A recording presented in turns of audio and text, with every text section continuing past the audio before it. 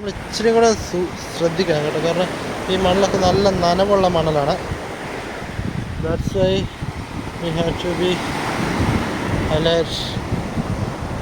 പക്ഷേ ഇത് കടലിൻ്റെ കളർ കണ്ടോ ഗൈസ്?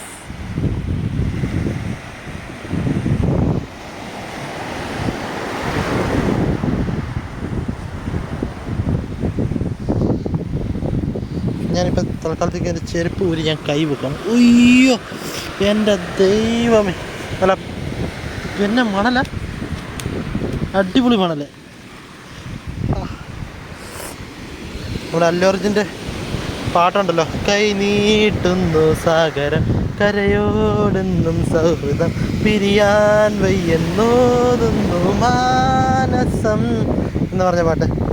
ആ പാട്ടിനകത്ത് ഒരു മണൽ, look at this,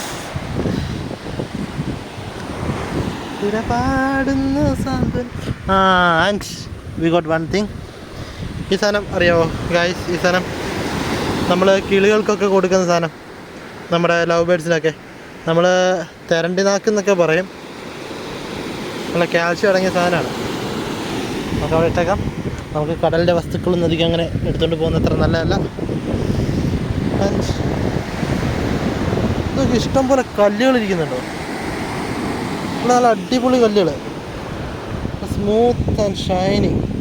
ഇതെനിക്ക് ഒന്ന് കണ്ട വേസ്റ്റുകളെല്ലാം തിരിച്ച് കരയിലേക്ക് അടുപ്പിച്ച് കണ്ട.